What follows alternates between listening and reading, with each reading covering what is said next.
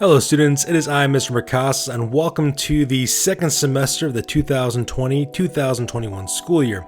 This video lesson is dedicated to my 7th grade social studies students, and today our video lesson will be talking about our course syllabus. Now, as you guys are aware, for the second semester of the school year, you've got an all-new schedule. So for some of you guys, I might have had you before in the previous semester in my 7th grade social studies class, or you may be brand new in my class. Either way you look at it, though, we're going to go over the syllabus real quick, so that way you guys can get used to exactly what we're having in this classroom, all right? So in this case, let's go and talk about the course description real quick. So 7th grade social studies curriculum will concentrate on the Eastern Hemisphere. At the end of the class, students will be able to identify and analyze Eastern Hemisphere geographically by region and continent, also be able to describe contribution made by ancient and modern civilization. This goal will be achieved through the use of primary documents, political, physical mapping, simulations, class discussions, student text, and audiovisual resources.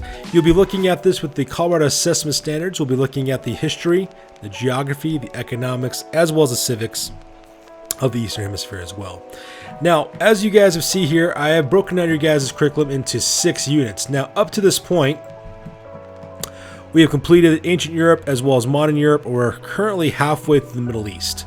So that's where we basically left off last time, all right? So for the rest of the year, we'll be focusing on Africa, South Asia, as well as East Asia, as well as Oceania. And that's what we'll be working on for the rest of the year as well. So depending on where you're at in my class, this is what we'll be focusing on as well. The text and resources I'm providing, of course, will be the World Cultures and Geography textbook, which I will provide. Same thing with the DBQ project for you guys' DBQ essays, which of course I'll provide for you guys as well.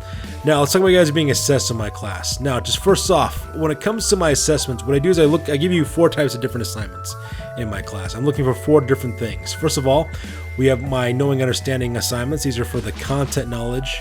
So things like warm-ups, race paragraphs, 2-column notes, anything that deals with content knowledge in my class. Another type of assignment you guys are what's called investigating assignments. These are things like inquiry and research-based assignments where you look at maps, thematic maps, data, that sort of thing. Same thing with my thinking critically assignments. Let's go and get that highlighted real quick. So thinking critically, these are inquiry and research-based assignments as well. Primarily, you guys will be using this for research projects, as well as for documents-based questions, as well as for you guys' geographic data for me.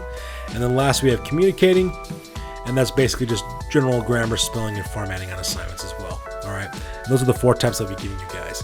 And when it comes to my grading policy, I will attach a rubric for every single one of your guys' assignments. Every assignment that you do for me will have a rubric attached to it. Tells exactly what my expectations are and how you guys get that grade. In the end, how we total up your grade is through averages, which basically means we take the number of points you earned divided by the total points you possibly could earn and come up with your guys' average that way. Okay, so it's pretty much straightforward from there. Now, the next part we're going to talk about is extremely important for you guys, especially with digital learning, and that thing is missing work as well as late work. Now, missing and late work are a huge issue with students last semester, so keep this in mind, all right? So if you never had me before, this is pretty much how we go about with missing work. So what is missing work? Missing work is just assignments you didn't do for whatever reason. You forgot to do it, didn't get it done on time, neglected to do it, whatever the case may be. If you give a missing assignment for any one of my classes, all right, it becomes a 0 right off the bat. It's missing. Now, it doesn't stay a 0 because you can turn the assignment in by an extended due date, all right? In this case, if you get the assignment missing for whatever reason, you got until the very next day to get it into me. And if you get it into me by the very next day, the highest you can make on that assignment is a C. Now, what do I mean by the very next day? All right, let's talk about that. Let's pretend that this assignment was due on Monday, and you have 24 hours to get this assignment done, all right, to get in by that assignment by Monday. And let's say you forgot, or whatever the case may be, you couldn't get it done. The very next day is Tuesday, as in the AM in the morning. I check my Schoology page at the beginning of every single day. If it's not in there by the next morning, it will stay a 0. Okay. Now, let's say it's in there. You do a really good job on it. The highest you can make on this assignment is a C, which is a 7 out of 10. Because let's face it, if you couldn't get it in by the original due date, I'm not giving you full credit for it. That's just the way it works. All right. So that's where it comes in for missing work. Now, let's talk about late work real quick. Now, missing work and late work are 2 very different things. Okay. What's the difference, you might be asking? The difference is that late work is their excuse for it, okay? So for example, you had a doctor's appointment, you got sick, you got injured, your network shut down in your house for whatever reason, okay? There's an excusable reason as to why your work was not turned in on time, okay? That's the difference. Missing work, you just flat out didn't do it, All right, that's what missing work is. Late work is because of an excused reason why. In which case, if you do have late work for me because of whatever excused reason why, let me know ahead of time, so that way we can create an extended due date for you guys. And of course, because it was excused, you can still receive full credit for the assignment. You will not be dinged off any points for being turned in late. Now, there's a caveat there. That's if you don't get in by the established due date. For example, let's say this assignment was due on Monday, but then something happened. Your network crashed for 24 hours. So you couldn't get it done on Monday. So you let me know that, like, Mr. Ricasa, you send me an email, Mr. Ricasa, can get the assignment in because my network died or whatever the case may be, okay? In which case, then in that case, I'll give you a new extended due date. So let's pretend I say, okay, get into me by Wednesday. You get into me by Wednesday, that's just your new extended due date. You'll get full credit for it. Everything is fine. But let's pretend that you didn't do it on Wednesday like you're supposed to, and you submit on Thursday instead. It's now late, in which case the highest you can make is a 7 out of 10. All right, so keep that in mind. If you're gonna have late work, make sure you get it in by the arranged due date, because otherwise it starts taking the course of missing work. So keep that in mind. All right, that's how it pretty much works in my class. Moral of the story is this: just avoid this whole drama entirely, and just get your work done like you're supposed to, and get it on time, and there'll be no harm, no foul. That's the way I see it. Now, last thing we're going to talk about our course real quick is your guys' remote learning as well as instruction. As you guys are fully aware, everything will be done via Schoology. Same thing with all of our posted assignments and daily instructions, and same thing with the warm-up for your guys' class and my class as well. In fact, the second half of this video is going to be talking about exactly how to navigate Schoology for my class, and I suggest you watch it as well. And as I said before, extremely important for you guys to adhere to your due dates. This really killed a lot of kids' grades last semester because they weren't doing that, so keep that in mind and pay attention to those due dates, all right? So I'm going to stop the video here real quick. You guys will go to the second half, and I'll show you guys how to navigate Schoology for my classroom. All right, so now we're back on the second half of the video. The second half of the video, ladies and gentlemen, talks about exactly how you guys can navigate for my classes, regardless of what class you have. My classes are pretty much laid out exactly the same way, regardless if you have me for a technology class or for a social studies class. All right, so the first thing you do is this. First thing I want you to pay attention to is that when you go onto my class, you'll notice that you have a series of things like this, which are your guys' folders, which are appearing at the top. And the second half of the thing we have at the bottom, of course, are your guys' individual assignments, which are located in the bottom. Now, your guys' folders are a way for me to organize your guys' past content, okay? So for example, if you have anything that's due for me because you were late or whatever the case may be, this is where you can find all your past materials. I keep them up there until the end of the quarter in case you guys need to go back and work on something for whatever the case may be, okay? The stuff that's here on the bottom, however, the loose files are right beneath your guys' folders. I'm gonna highlight this in yellow real quick. These are your guys' current assignments that you need to work for me, okay? So every single week you guys come in, I give you guys a list of all the things you need for that week, so that way you can get it done and work on it at your own pace, all right? So that's the thing I want you to be aware of. Once again, the folders require your guys' past information. Anything outside the folders is what's current for that week. And I leave it up there until the end of the week. I then put it within your guys' folders when the week ends, and I put the next week's curriculum up, okay?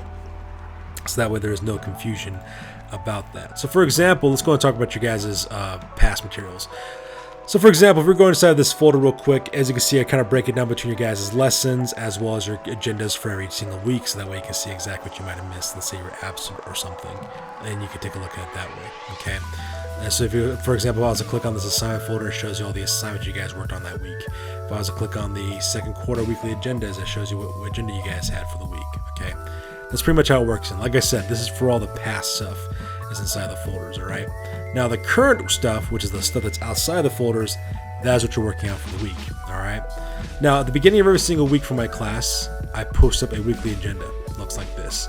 So you can see in this example, it says unit number 405, week number 72, December 28th through December 31st. So if you want to know what we're working on for the entirety of the week, you can just click on it like this. As you can see here, it provides all the information about that week. So as you can see in this case, it says Monday, we're returning Christmas gifts. Tuesday, we're buying a PS5. Wednesday, we're buying an Xbox X.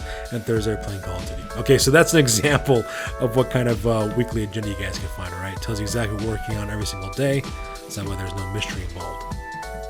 All right, so that's what that is. The next thing that's probably going to be important for you guys, I'm going to highlight that first, is your guys' weekly agenda. The next thing that's going to be really important for you guys is to click on your guys' warm-ups. All right, every single day you have a warm-up in my class that you'll need to do. And the reason why that is the case is for two reasons. One is to help you guys review information that you learned about the previous day. And secondly, that's how I'm taking attendance in my class. So if you don't do the warm-up, I'm just going to assume that you're absent that day, and I mark you as absent. So keep that in mind, all right?